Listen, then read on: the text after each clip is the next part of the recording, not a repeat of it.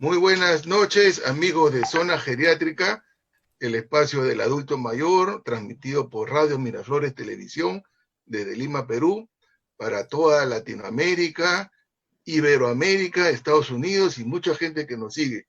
El día de hoy tenemos un programa especial. Nos visita la doctora Virginia Palacios. Ella es psicóloga clínica de la Universidad del País Vasco, neuropsicóloga de la Universidad Complutense de Madrid, es coach, es experta en psicología de la imagen y también tiene un blog, La Psicología de la Imagen. Vicky, buenas noches, muchas gracias por venir. Hola, buenas noches, Carlos. Un gusto poder compartir. Gracias a ti por invitarme. Muchas No, gracias. el gusto es nuestro. Virginia, cuéntanos cómo estás, cómo te encuentras ahora, porque acá nosotros estamos con los nervios de punta, estamos muy asustados, muy temerosos por lo que estamos pasando y por lo que se viene. Cuéntanos primero tú cómo estás, como experta en psicología que eres. Bueno, yo afortunadamente pues estoy muy bien, realmente trabajando mucho además. Digamos que mi trabajo, mi profesión pues me brinda la oportunidad de hacer teletrabajo, pero también pues muy preocupada, ¿no? Y recibiendo esta condición desde mi profesión que está afectando pues mucho, ¿no? Desde luego la condición del COVID-19 ha afectado a todas las esferas de nuestra vida y el aspecto psicológico pues no se ha visto menos impactado, ¿no? Esta condición que estamos viviendo ha generado y genera una fragilidad psicológica muy fuerte en el ser humano en este momento por muchas razones, ¿no? La condición es, casi estamos viviendo una situación en la que la mayoría de los países del mundo, por lo menos no hemos vivido ni una situación de guerra. Esto es una condición un poco que asusta, hay una condición de vulnerabilidad, mucho miedo.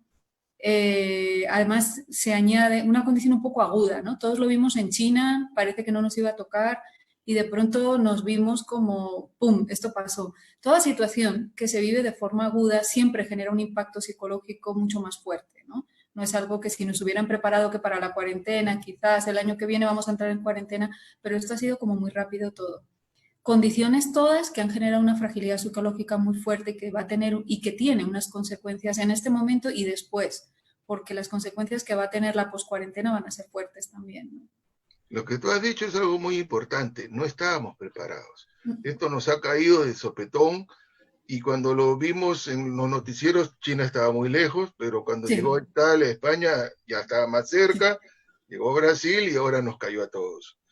sí, Y sí, como sí. tú bien lo dices, no estábamos preparados.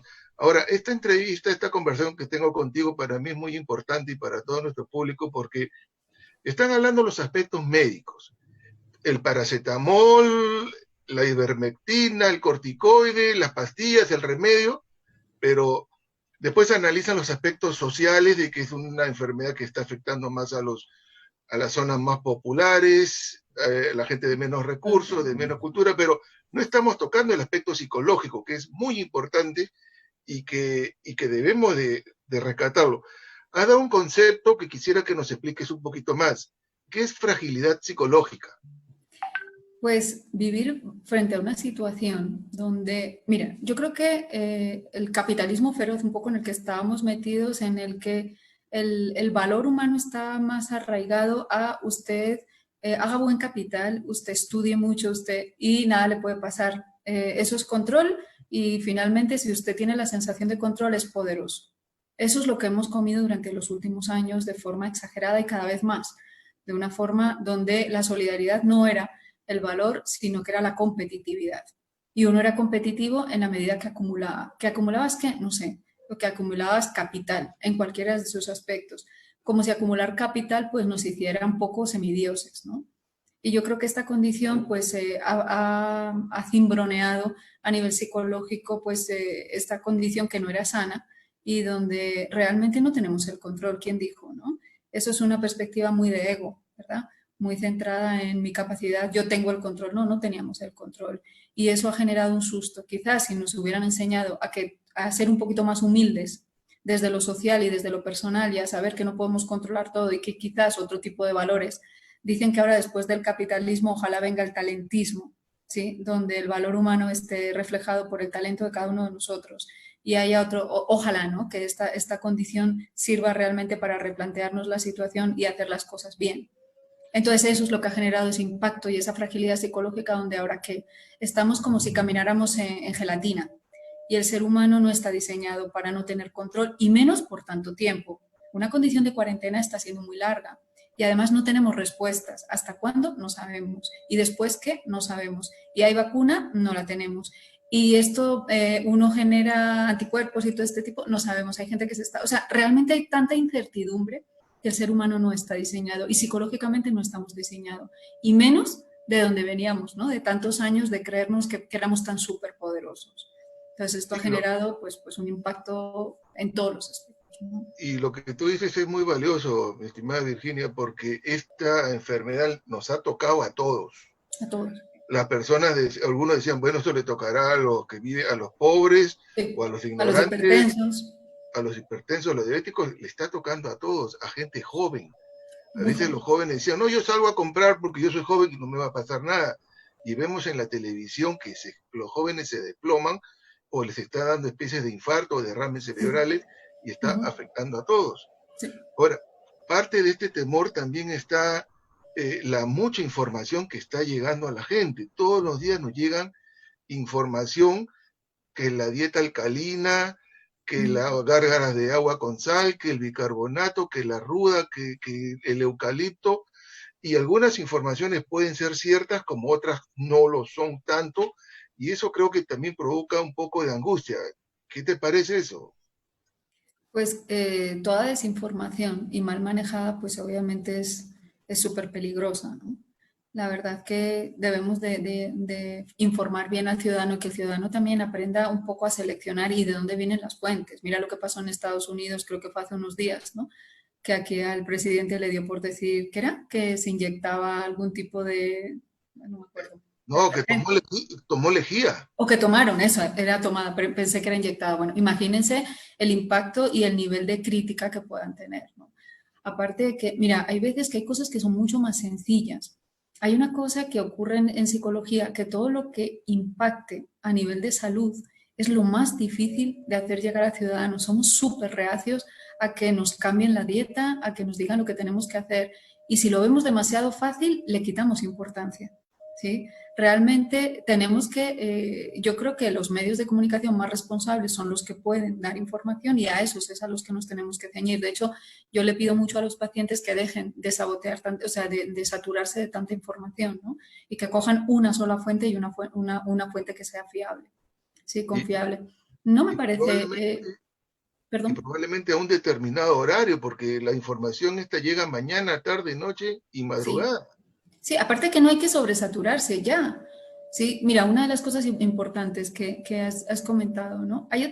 Nos piden mucho y el ciudadano coge mucho como que el peligro viene de fuera. Cuidado, ¿no? Alguien me puede infectar, el vecino me puede infectar, que nadie me toque, que nadie me tose. Ya, pero la responsabilidad también viene de dentro.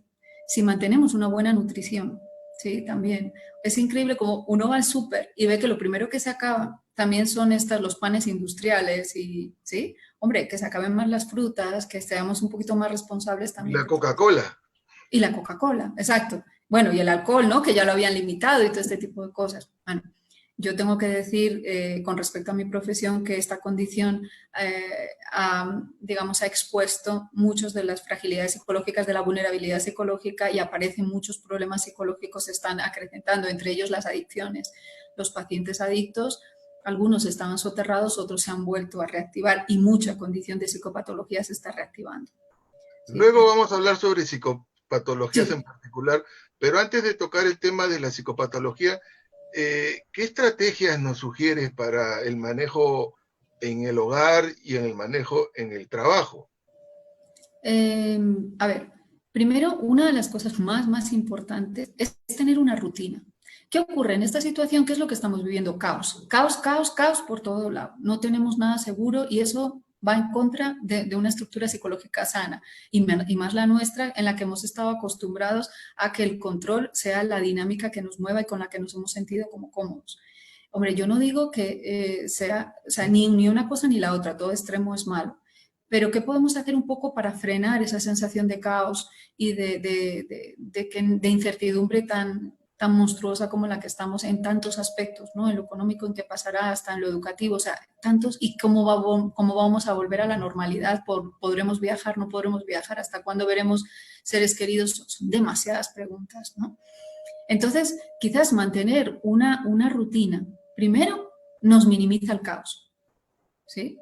Nos ayuda un poco y que sea una rutina saludable. Y Una además uno rutina, tiene una rutina. a tomar nota, una Sí, rutina. una rutina. Otra es que podemos controlar, no, pero sí podemos minimizar riesgos. Eso es de las cosas más importantes. Es decir, a ver, yo no sé, todos somos vulnerables, realmente nadie, no tenemos la capacidad cero de no contagiarnos, porque cero, el riesgo cero no existe, pero sí podemos minimizar. Y también debemos de intentar un poco equilibrar la sensatez y el miedo. Es decir, si vivimos también con ese miedo de que me voy a contagiar, de que qué me va a pasar, de que, pues sí, efectivamente estamos todos ante un riesgo, pero lo único que podemos hacer es minimizar y hacer lo que ustedes los médicos nos dicen que tenemos que hacer, que es el tema de lavarse las manos, el tema de, ¿sí? Con el tema de la rutina, con el tema del punto uno, rutina para todo, para levantarse, para arreglarse, para hacer ocio, para conectarse con los demás, para también comer bien, para hacer deporte, en fin, hay una serie de innegociables, ¿sí? Que se tienen que cumplir sí o sí. Porque esto no son ni vacaciones, ni es un periodo, no, es un periodo en el que también podemos estructurar nuestro día a día. ¿Sí? Y hay una cosa que se llama la roca, que es mínimo lo que tengo que hacer obligatoriamente, cuáles son los innegociables, hacer un poco de deporte, comer bien, conectarme con la gente, aprender algo, trabajar los que pueden trabajar, bueno, no sé, arreglarse, cuidado con las rutinas de sueño. Hay mucha gente que está rompiendo el ritmo circadiano, están acostándose a las 3, 4 de la mañana viendo series de Netflix, pues no, si luego se levantan a las 12, en fin, ¿no? O sea, esto no es. ¿Sí? Y esto genera todavía más caos en todo sentido y una sensación todavía de menos control. Si podemos minimizar esa sensación de menos control haciendo una rutina, nos va a ayudar un montón. Y más todavía si es saludable, o sea, que para mí es un innegociable no hacerla de forma saludable. Con esto no quiere decir que también haya tiempo para ocio y demás. Sí. Esas serían, digamos, casi que las más importantes. O sea, y a partir de ahí, obviamente, se derivan muchísimas más, ¿no? Pero creo que esas es como las dos más importantes. Como hemos dicho al comienzo, era una enfermedad que estaba en China, después llegó a Europa y de Europa vino a América, de América ya a cada capital y de ahí a cada pueblo. Pero ahora ya nos tocó. Yo ya tengo un colega que está en cuidados entubado en un ventilador, un colega, un profesor que acaba de morir, conozco pacientes que han fallecido. O sea, ya nos tocó, ya estamos con plena enfermedad. Al comienzo la veíamos de lejos, ahora la tenemos cerca y ya al lado. Entonces ya vienen los problemas psicopatológicos. Yo quiero que acá nos ayude. Viene la ansiedad, que me lavo las manos 20 veces, que no, a la gente no la dejo entrar, la tengo lejos, en fin. Hay cosas que son buenas y otras no tanto.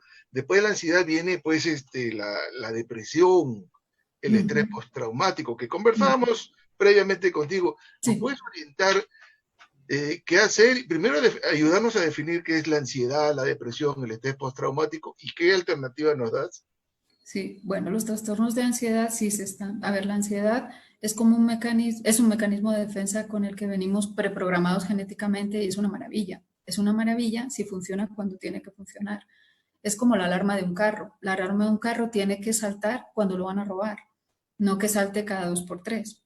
Ese es un problema, ¿sí? Tiene que ser funcional y tiene que aparecer cuando tiene que cumplir su función, que es la de protegernos.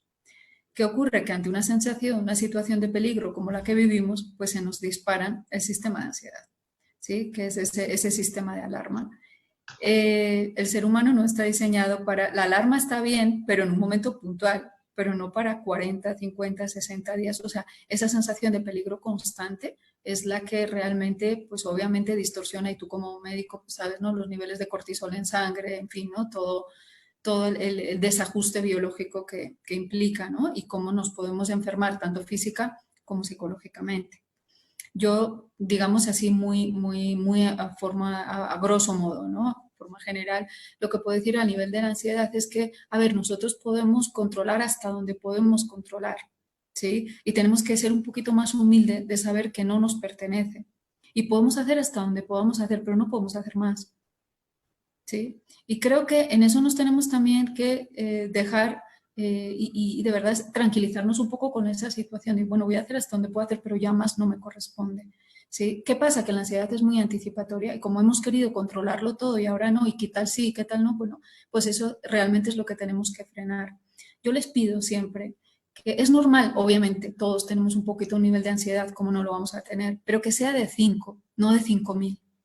Claro, Si claro. tenemos una ansiedad de 5, digamos, la podemos manejar. El problema es dejar escalar cualquier tipo de emoción. Y eso lo digo para todas las emociones. Estar triste en estos días, hay días que uno está triste, ¿cómo no? ¿Sí? Por 1.000 situaciones. ¿Sí? Entonces, pero estar triste de 5, no de 5.000. O sea, yo creo que el problema es un poco dejarnos escalar ese tipo de emociones y no controlar. Es lo que se llama la inteligencia emocional. ¿Qué es la inteligencia emocional? Saber que tenemos la emoción, contactar con nuestras emociones porque lo tenemos que hacer, porque es necesario respetar también ese tipo de emociones que surgen. Sería muy, muy tonto no decirlo, ¿sí? Pero también es decir que una cosa es que contactemos con las emociones, pero no dejar que las emociones se apoderen de nosotros.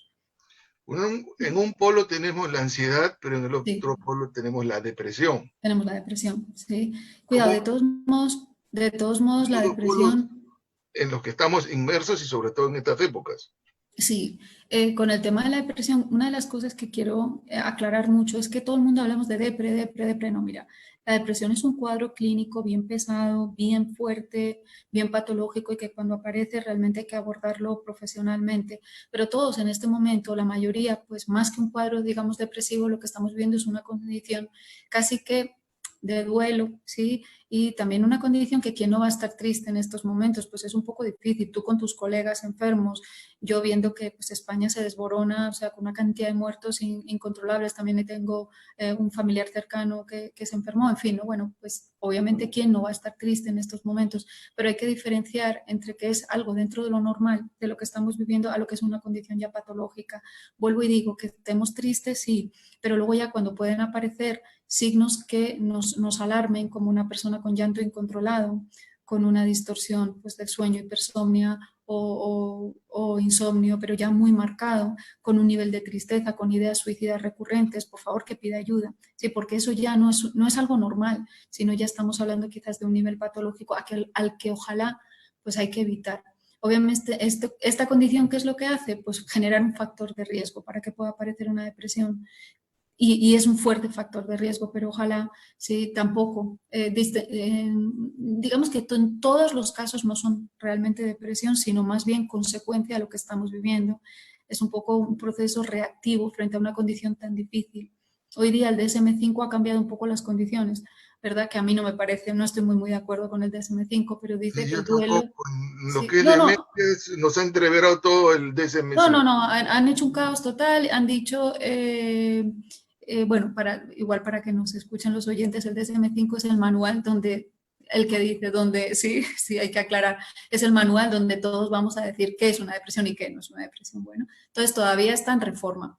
Y entre otras cosas, antes el duelo no era una patología, ¿no? No se consideraba como hoy día lo están considerando, ¿vale?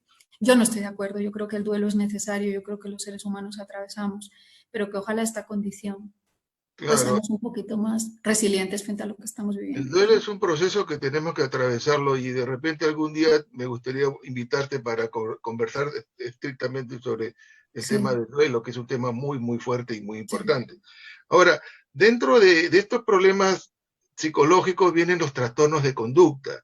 Ujú, Hay trastornos de conducta alimentario, la gente come de más o lo opuesto, no come nada o come solo lo que hace daño, o ya exagera y come lo sano, pero tan sano que ya se vuelve malo, ujú, que la grasa, qué sé yo. Y ujú. también vienen los trastornos del sueño, que también se ha mencionado, ¿no? Entonces, ya empiezan a haber algunas manías, algunos problemas de conducta, pero situémonos en estos dos, de los trastornos de alimentación y los trastornos del sueño. Pues los trastornos de alimentación, a ver, la forma en la que comemos es una prolongación de nuestro estado psicológico, ¿sí? Y no cabe duda que si tú te consideras una caneca, vas a comer cualquier cosa. Si tú consideras que tu ¿Una qué? cuerpo, una caneca, un basurero, Ah, ok. pues cualquiera, si tú consideras que tu cuerpo es un santuario, lo vas a tratar como algo sagrado. al cual solo lo alimentarás con buenas cosas, ¿no? Si no lo respetas como tal, pues igual comemos cualquier cosa. Empecemos por ahí. Las dietas no deben existir, sino debe existir un estilo de vida, ¿sí? Y en este momento, ¿qué está pasando? Pues claro que como hay tanto desajuste, la forma en la que comemos es una forma más en la que manifestamos realmente nuestro estado psicológico y debemos de seguir respetándolo. Por eso decía que empecemos a protegernos también de esta condición desde dentro, ¿sí? Y respetemos el santuario, ¿no? Ustedes verán, el cuerpo de ustedes lo consideran un santuario, una caneca. Esto no tiene repuestos. Debemos de cuidarlo como algo sagrado y alimentarlo con lo mejor que encontremos. ¿Qué está ocurriendo? Pues que nadie se vuelve, por lo general, nadie se vuelve adicto al brócoli, ¿sí? La gente se vuelve adicto a la Coca-Cola, al pan, ¿verdad? Y Al a todo lo Kentucky que Fried son, Chicken. a lo que tienen, exacto, hidratos de carbono rápidos. ¿Por qué? Pues porque generan triptófano y todos sabemos la sensación de placer que genera pues comer todo ese tipo de comidas grasas, ¿no? Pero bueno, eso no puede ser. Yo es que no negociaría y quiero que el mensaje a todos los oyentes es que sea que realmente se protejan, que se cuiden, ¿sí? Y que no es negociable, que comer saludable no es una condición que yo pueda decir, ah, sí o no. Hombre, un día todos nos podemos pasar, pero realmente que la dieta sea una condición de salud integral y de un estilo de vida, y yo no la negociaría. Una persona mentalmente sana también es una persona que demuestra que en la forma de comer lo hace de forma sanamente, ¿sí? Obviamente, pues esta condición también puede disparar para otro lado, ¿no? Pues también trastornos de conducta de alimentación, que son la anorexia o la bulimia, pero hay en base, realmente ahí sí hay una estructura mucho más dañada, ¿no? Digamos que hay una base pues mucho más compleja. Pero sí que todo el mundo se proteja en este momento y se cuide, y que la alimentación sea una manifestación más de que vamos a cuidar de nosotros mismos, ¿no? Cuando esto pase, porque va a tener que pasar a la buena o a la mala, pero va a pasar, Pasará. va a quedar una huella. Uh-huh. Ustedes los psicólogos usan un término, el estrés postraumático, pero no sé, ¿qué nos puedes decir del impacto psicológico que va a ocasionar esto una vez que pasa? Porque no es que termina mañana y la vida vuelve a la normalidad, ¿no? ¿Cómo Mira, analizamos esto? eso es lo primero, Carlos. Primero que nada, que la gente tenemos que saber que un cambio, o sea, que hemos vivido mucho tiempo, estamos viviendo ya durante mucho tiempo en esta condición que ha generado esa fragilidad. Llevamos mucho tiempo con un mensaje de que existe un peligro, existe un peligro, existe un peligro. El otro puede ser un peligro. El vecino, la vecinita divina puede ser realmente una enemiga en potencia. O tú mismo te puedes convertir en un enemigo en potencia. Ese es un mensaje que llevamos, ¿sí? Somos vulnerables, somos frágiles, en fin, no podemos salir. El exterior es el peligro. Quédate en tu cueva. O sea, de alguna manera, decirte también quédate en casa, y el mensaje que obviamente es necesario, pero también tiene otro mensaje, que es si te quedas en tu cuevita, nada malo te puede pasar. Y eso es algo que ha permeado en nuestra psique, en nuestra mente. Eso ha dejado una huella. Llevamos mucho tiempo escuchando que el peligro está afuera, que el otro puede ser peligroso, ¿sí? Que hasta incluso tú puedes hacer daño a tus propios padres, a tus propios familiares, el hecho de que tú te puedes volver también un enemigo en potencia. En fin, son unos mensajes muy fuertes a nivel psicológico y que han arraigado y que se han permeado durante mucho tiempo, ¿sí? Entonces, volver a la normalidad es algo que va a necesitar tiempo. Necesitamos, digamos, esa convalecencia psicológica. Sería absurdo que si alguien lleva un mes con un yeso porque se ha roto un hueso, pues al día siguiente pueda salir corriendo. El día que le quiten el yeso, es absurdo pensar eso, ¿no? Pues uno poco a poco, bueno, pues igual pasa psicológicamente. Necesitamos esa convalecencia psicológica para volver otra vez un poco a la normalidad, a ¿Cuál sentir que sería el otro... la Perdón. recomendación para esta convalecencia psicológica? ¿Qué nos recomiendas? Primero tiempo, ¿sí? Tiempo, seguir con medidas de precaución, ¿sí?